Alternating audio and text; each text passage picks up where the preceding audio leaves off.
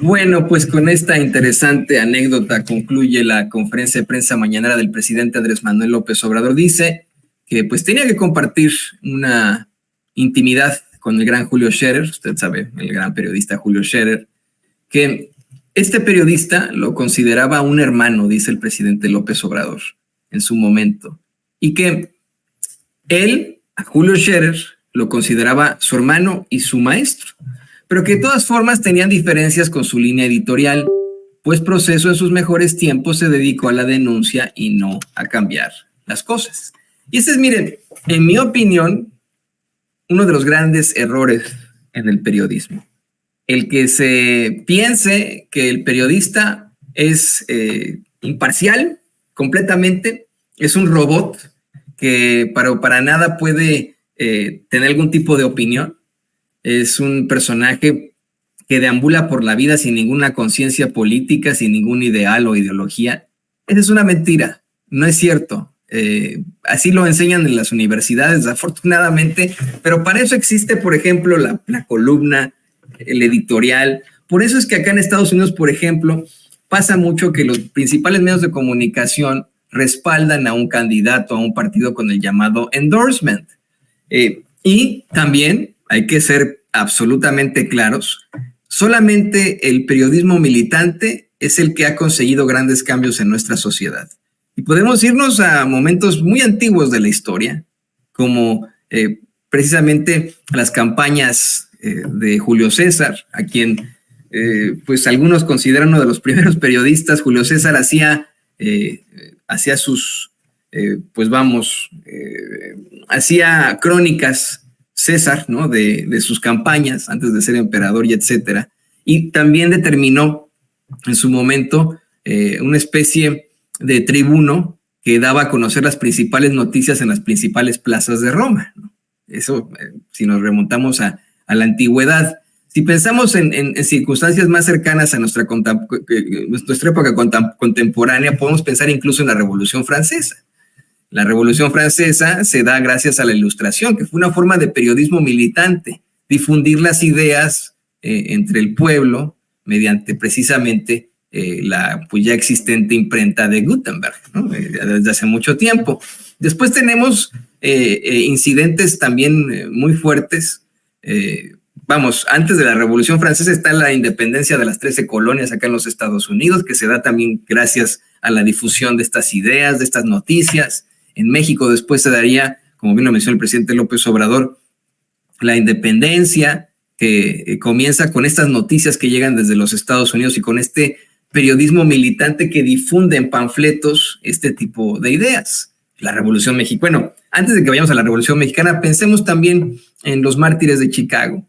Fue un periodista inmigrante llamado Albert Spears, el que organizó a los trabajadores en Chicago en pleno siglo XIX para buscar una jornada de 8 horas diarias, mejores condiciones laborales. Fue un periodista, no fue un activista, no fue un político, no, fue un periodista el que estuvo compartiendo estas notas, teniendo un periódico, una publicación militante que distribuyó este tipo de ideas. Fue un periodista llamado Albert Spears, ¿no?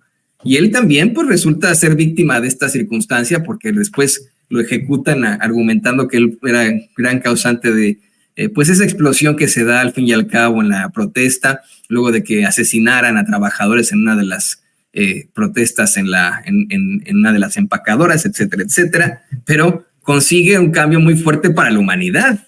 Se consiguen las 8 horas diarias que al menos por ley son reglamentarias, no más de 8 horas, y después se tendrían que pagar horas extra. Eso en cuanto a nuestros derechos. Llega la Revolución Mexicana, que pues sí, efectivamente podría ser atribuida al apóstol de la democracia, Francisco I. Madero, pero en todo caso se da debido a la distribución de las ideas con los hermanos Flores Magón, quienes hicieron un periodismo militante.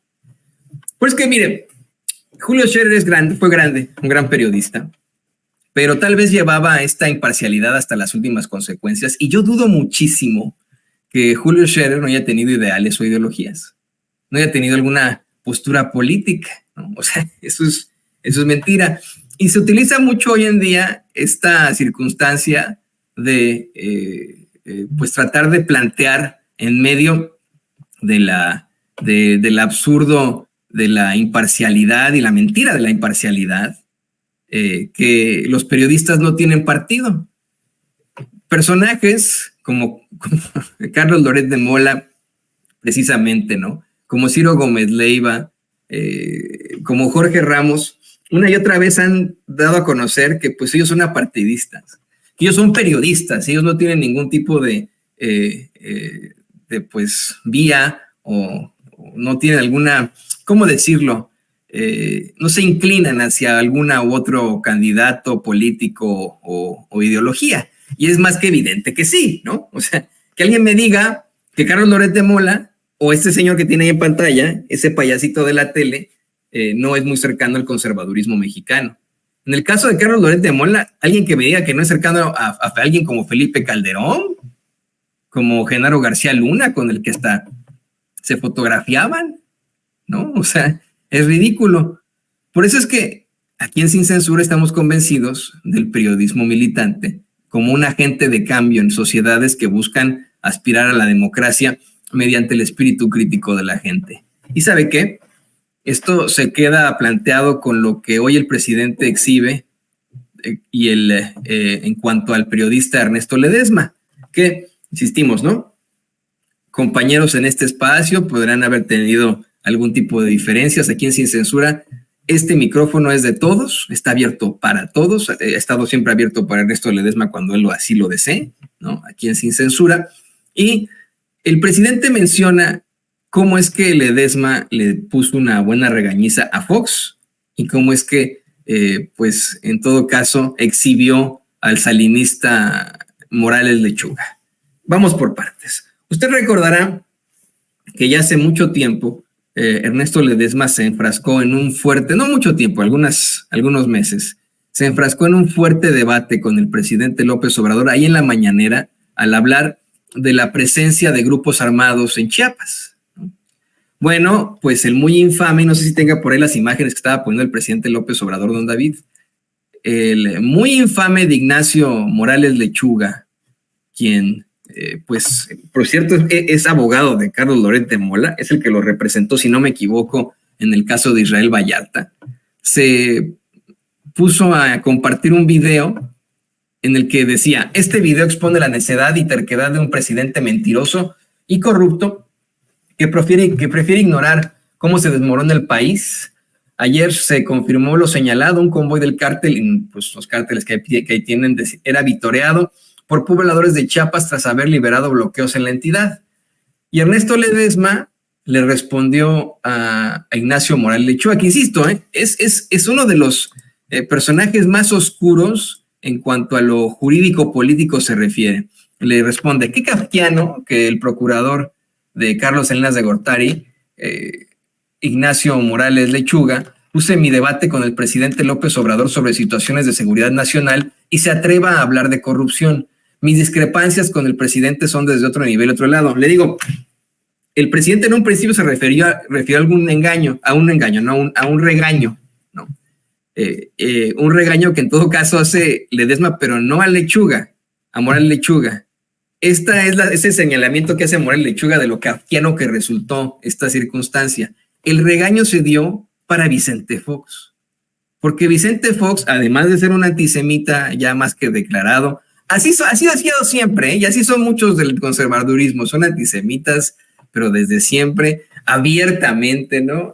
No nos puede sorprender esto, pero bueno, ahorita platicamos del antisemitismo de Fox, ¿no? Y su clara y evidente misoginia, racismo, clasismo, que pues es lo que ha definido este personaje desde que lo conocemos, desde que desafortunadamente fue presidente de la República, desde que desafortunadamente lo puso ahí Martita Sagún, ¿no?